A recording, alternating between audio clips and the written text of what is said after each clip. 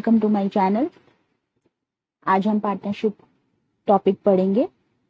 इसके features, merits, demerits मैंने पहली वाली वीडियो में डाल रखे हैं, तो आप मेरे चैनल पर जाकर इससे पहली वाली वीडियोस देख सकते हैं और इसका मीनिंग और मेरिट्स डीमेरिट्स समझ सकते हैं।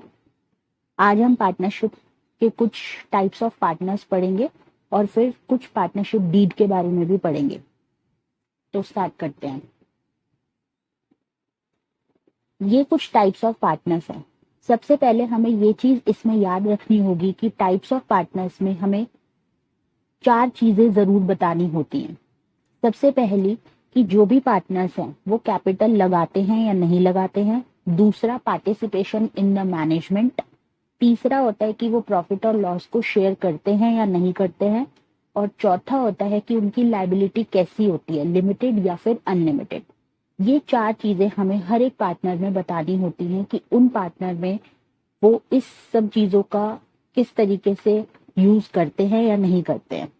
तो स्टार्ट करते हैं। नंबर 1 कौन सा पार्टनर है? एक्टिव या फिर एक्चुअल पार्टनर। एक्टिव पार्टनर को एक्चुअल पार्टनर भी कहा गया है। ये पार्टनर वो होता है, सबसे पहला मैंने आपको बताया था कि कैपिटल के बारे में हम बात करेंगे। तो ये पार्टनर जो होता है एक्टिव पार्टनर, ये कंट्रीब्यूट करता है कैपिटल एक फर्म में और मैनेजमेंट में भी पार्टिसिपेट करता है। तीसरा, वो प्रॉफिट और लॉस को भी शेयर करता है। और चौथा, उसकी लायबिलिटी जो होती है वो अनलिमिटेड होती है अपने ऑर्गेनाइजेशन के प्रति। अगर आपको अनलिमिटेड लायबिलिटी का मतलब नहीं पता है या फिर उससे रिलेटेड कुछ पार्टनरशिप में जानना है, तो आप इससे पहले वाली वीडियो मेरी जाके अच्छे से समझ सकते हैं। फिर आपको ये बहुत अच्छे से टाइप्स ऑफ पार्टनर समझ आ जाएगा। तो इसकी लायबिलिटी जो होती है वो अनलिमिटेड होती है। बस इतना फर्क होता है कि ये डे टू डे एक्टिविटीज में पार्टिसिपेट करते हैं, ये सब कुछ करते हैं, ये एक्टिव है, ये एक्चुअल पार्टनर है। तो ये होते हैं हमारे ये वाले पार्टनर। दूसरा आता है स्लीपिंग या फिर डॉर्मेंट पार्टनर्स। स्लीपिंग पार्टनर्स वो पार्टनर्स होते हैं जो कि कैपिटल भी कंट्रीब्यूट करते हैं, प्रॉफिट और लॉसेस भी शेयर करते हैं और उनकी लायबिलिटी भी अनलिमिटेड होती है, लेकिन वो डे टू डे एक्टिविटीज में पार्टिसिपेट नहीं करते बिजनेस के। तो इसलिए इसको स्लीपिंग या फिर डॉर्मेंट पार्टनर्स कहा गया है। थर्ड आपका आता है नॉमिनल पार्टनर। नॉमिनल पार्टनर क्या होता है कि मे बी शायद वो प्रॉफिट और लॉसेस को शेयर करे या ना करे, लेकिन वो उस केस में थर्ड पार्टी के लिए लाइबल जरूर होता है। मतलब अगर सारे पार्टनर्स ने गलती करी है, किसी एक पार्टनर से गलती हो जाती है, तो लाइबल नॉमिनल पार्टनर भी कहलाएगा। तो ये डिपेंड करता है पार्टनर पे कि वो प्रॉफिट और लॉसेस को शेयर करे या ना करे।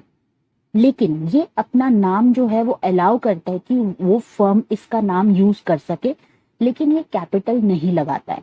नॉमिनल पार्टनर कैपिटल नहीं लगाता। अब फोर्थ आपका आता है सीक्रेट पार्टनर।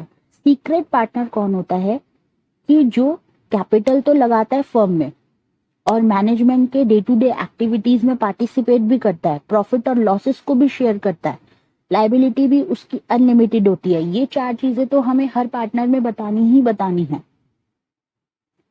पर बात ये होती है कि इस सीक्रेट पार्टनर की कि ये पब्लिकली शो नहीं होता। जनरल पब्लिक को इसके बारे में पता नहीं होता कि ये भी इस फर्म का पार्टनर है, तो इसलिए ये बोला जाता है कि ये सीक्रेट पार्टनर है। और पार्टनर्स में पब्लिक को पता होता है कि हाँ ये मेंबर भी है इस पार्टनरशिप में, बट सीक्रेट पार्टनर में ऐसा कुछ नहीं होता, पता ही नहीं होता। बाकी सब काम उसका एक्टिव पार्टनर्स की तरह ही होता है।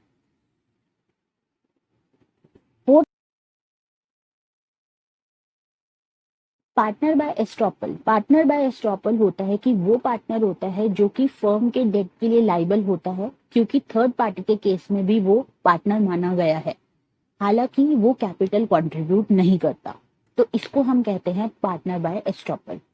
6th है आपका पार्टनर बाय होल्डिंग आउट। ये पार्टनर नहीं होता फर्म में, लेकिन अपने आप को पार्टनर शो करता है। ऐसे पर्सन जो हैं वो लाइबल भी होते हैं कंपनी की क्रेडिटर्स के लिए, डेट्स के लिए, लेकिन अगर वो अपने आप को बचाना चाहता है, अगर कोई गलती हो जाती है किसी पार्टनर से, तो वो उस केस में डिनाई भी कर सकता है। तो ये पार्टनर बाय होल्डिंग आउट होता है।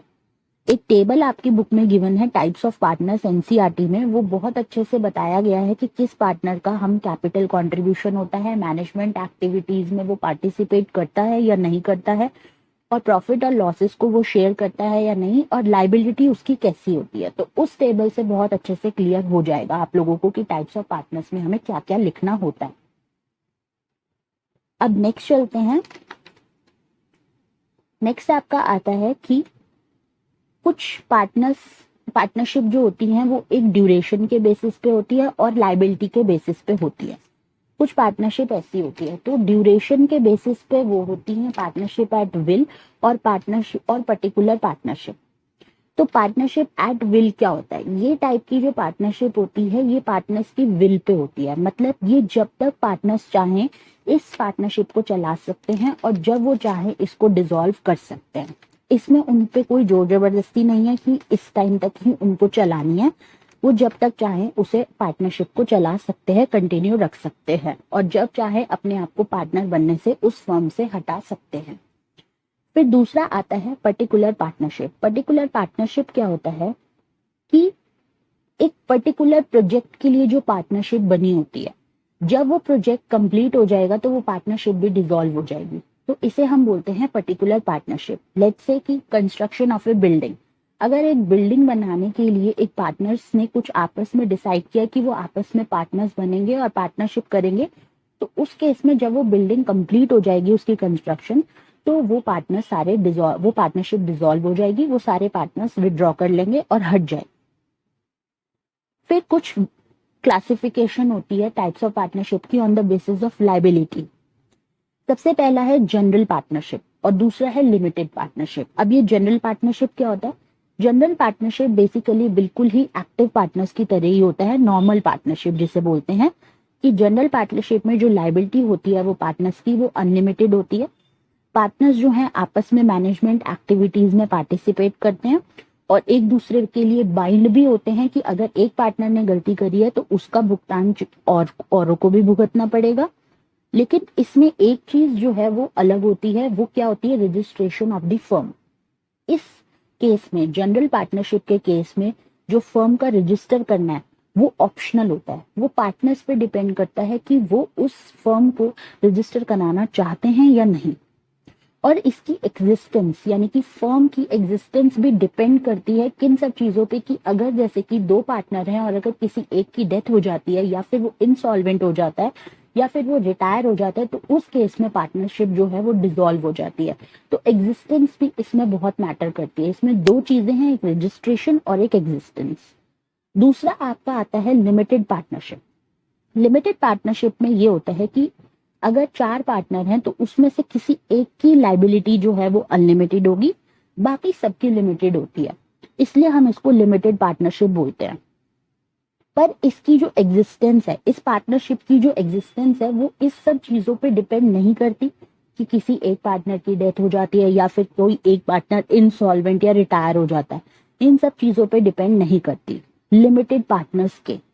तो लिमिटेड पार्टनर्स जो हैं वो जिनकी लाइबिलिटी लिमिटेड होती है, सिर्फ एक की ही अनलिमिटेड होती है, बाकी जो दूसरे हैं जिनकी लिमिटेड होती है वो, उनको कोई राइट नहीं होता मैनेजमेंट में कोई पार्टिसिपेट करने का, और वो दूसरे के एक्टिविटी से बाइंड भी नहीं है, दूसरे पार्टनर्स की एक्टिविटी से। और इस केस में, लिमिटेड पार्टनरशिप के केस में, रजिस्ट्रेशन जो होता है फर्म का वो बहुत जरूरी होता है, कंपल्सरी होता है, बट जनरल पार्टनरशिप में ऐसा नहीं था। तो ये थे हमारे क्लासिफिकेशन जो कि 2 बेसिस पे थे, ड्यूरेशन और लाइबिलिटी के बेस पे। अब हम कुछ पढ़ते हैं, ये थे हमारे टाइप्स ऑफ पार्टनर्स। अब हम पढ़ते हैं पार्टनरशिप डीड के बारे में। ये पार्टनरशिप डीड क्या होता है? पार्टनरशिप डीड होता है कि एक पार्टनरशिप एग्रीमेंट होता है जिसमें हमारे टर्म्स एंड कंडीशंस लिखी होती है पार्टनरशिप से रिलेटेड, और रूल्स एंड रेगुलेशंस लिखे होते हैं जो कि एक मैनेजमेंट को उसमें फॉलो करने पड़ते हैं, जिसको हम बोलते हैं partnership deed. Partnership deed is nothing, it's like an agreement. अब इसमें क्या क्या चीजें आती हैं, कंटेंट्स क्या है पार्टनरशिप डीड के? पार्टनरशिप डीड में क्या क्या चीजें हमें मिलती हैं? सबसे पहला ये मिलता है कि जितने भी पार्टनरशिप फर्म है उनका नाम और उनका एड्रेस, और जितने भी पार्टनर्स हैं उस पार्टनरशिप फर्म में उनका सभी का नाम और उनका एड्रेस। नेचर ऑफ बिजनेस भी हमें इसमें देखने को मिलता है कि किस टाइप का बिजनेस है, स्मॉल स्केल बिजनेस है, लार्ज स्केल बिजनेस है, या फिर किस टाइप का बिजनेस है, क्लोथ का बिजनेस कर रहे हैं, स्टेशनरी आइटम्स का बिजनेस कर रहे हैं, तो ये सब भी हमें पार्टनरशिप डीड में मिलेगा। कितनी कितनी पार्टनर्स ने कैपिटल लगाई, ये भी हमें इसमें पार्टनरशिप डीड में मिलता है। इंटरेस्ट ऑन कैपिटल उनको कितना मिलेगा ये भी हमें बताया गया है। प्रॉफिट शेयरिंग रेशो भी हमें इसमें बताया जाता है कि पार्टनर्स जो हैं प्रॉफिट कितना कितना आपस में बांटेंगे। इंटरेस्ट ऑन ड्राइंग्स भी हमें बताया जाता है। ड्राइंग्स क्या होती हैं कि जो कि एक पार्टनर या कोई भी पार्टनर अपने पर्सनल यूज के लिए फर्म में से कुछ पैसा निकालता है तो उसे हम ड्राइंग्स बोलते हैं। तो ये भी इंटरेस्ट इसमें बताया गया है। दूसरा कि अगर पार्टनरशिप की ड्यूरेशन कैसी है, कितनी रहेगी, कितने समय के लिए ये पार्टनरशिप बनी है, पार्टनर्स की क्या राइट्स हैं, क्या ड्यूटीज हैं, ये सारी पार्टनरशिप डीड में मेंशन होती हैं। और किस तरीके से पार्टनर्स जो हैं वो अकाउंट्स को मेंटेन करते हैं, रजिस्टर में करते हैं या फिर मैनुअली करते हैं या फिर कंप्यूटराइज करते हैं, ये सब चीजें उसमें बताई गई हैं। पार्टनरशिप डीड में हमें ये कंटेंट्स याद रखने होंगे। अब हम पढ़ते हैं कि रजिस्ट्रेशन कैसे होता है पार्टनरशिप का। अगर हम लॉ के मुताबिक देखें तो पार्टनरशिप को रजिस्टर करना जरूरी नहीं है। अगर पार्टनर चाहें तो वो अपने फर्म को रजिस्टर करा सकते हैं। इस चीज के लिए उनको एक फाइल करनी पड़ेगी, स्टेटमेंट, जिसमें सारे पार्टनर्स के साइन होंगे और कुछ चीजें मेंशन होंगी। वो चीजें क्या मेंशन होंगी? सबसे पहली कि पार्टनरशिप फर्म जो बनी है उसका नाम पता होना चाहिए, कौन सी जगह पे वो बिजनेस हो रहा है उसकी प्लेस पता होनी चाहिए, और अगर बहुत सारी जगह पे उस फर्म की ब्रांचेस हैं तो उन प्लेसेस के भी नाम उसमें मेंशन होने चाहिए, और किस डेट पे हर एक पार्टनर ने ज्वाइन किया वो डेट मेंशन होनी चाहिए, हर एक पार्टनर का नेम और एड्रेस मेंशन होना चाहिए, और फर्म की ड्यूरेशन क्या है। कुछ कुछ कंटेंट्स जो हैं, कुछ कुछ चीजें जो है वो पार्टनरशिप डीड के कंटेंट से मिल रही हैं। तो हमें याद रखना होगा कि जब हमें फर्म को अपनी रजिस्टर कराना है तो हमें ये सब चीजें उसमें मेंशन करनी पड़ेंगी। और ड्यूरेशन ऑफ द फर्म भी हमें बताना है कि फर्म जो है वो कितने टाइम के लिए बना है। और पार्टनरशिप डीड के साथ साथ ये रजिस्ट्रेशन फी पार्टनर्स को सबमिट करनी होती है रजिस्ट्रार के पास। और जब रजिस्ट्रार देख लेता है कि सारे डॉक्यूमेंट्स पूरे हैं और पूरी इंफॉर्मेशन उसके पास है तो वो उस फर्म को एनरोल कर देता है और पार्टनर्स को रजिस्टर कर लेता है, और फिर उनको एक रजिस्ट्रेशन सर्टिफिकेट दे देता है उनके फर्म के लिए। तो ये थे हमारे रजिस्ट्रेशन जो कि एक पार्टनरशिप में जरूरी होता है। अब आता है जब हम अगर अपनी फर्म को रजिस्टर ना करवाएं तो क्या क्या कॉन्सिक्वेंसेज आ सकते हैं, क्योंकि ये पार्टनर्स की मर्जी होती है कि वो अपनी फर्म को रजिस्टर करवाएं या ना करवाएं। कुछ केसेस में एक्सेप्शन है, जैसे जनरल पार्टनरशिप में था तो, और लिमिटेड पार्टनरशिप में था। तो लिमिटेड में तो आपको कराना ही कराना है, कंपलसरी होता है। लेकिन अगर पार्टनर्स चाहते हैं कि वो नहीं कराना चाहते तो उसके क्या कॉन्सिक्वेंसेज आ सकते हैं? 3 कॉन्सिक्वेंसेज आते हैं उसके। सबसे पहला ये है कि जो पार्टनर है, एक अनरजिस्टर्ड फर्म हो गई वो, जिसको हमने अभी तक रजिस्टर नहीं कराया, तो उस फर्म के जो पार्टनर है वो किसी भी फर्म पे या फिर किसी भी पार्टनर पे केस फाइल नहीं कर सकते। दूसरा, वो किसी भी थर्ड पार्टी के अगेंस्ट भी केस फाइल नहीं कर सकते।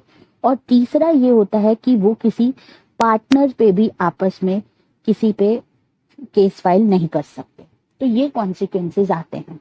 चाहे किसने कितनी भी गलती करी हो, पर वो उस केस में अगर अनरजिस्टर्ड है तो वो थर्ड पार्टी के प्रति और फर्म के प्रति और पार्टनर्स के प्रति केस फाइल नहीं कर सकते। तो ये थे हमारे पार्टनरशिप फर्म जो कि हमने सेकंड चैप्टर में पढ़ा।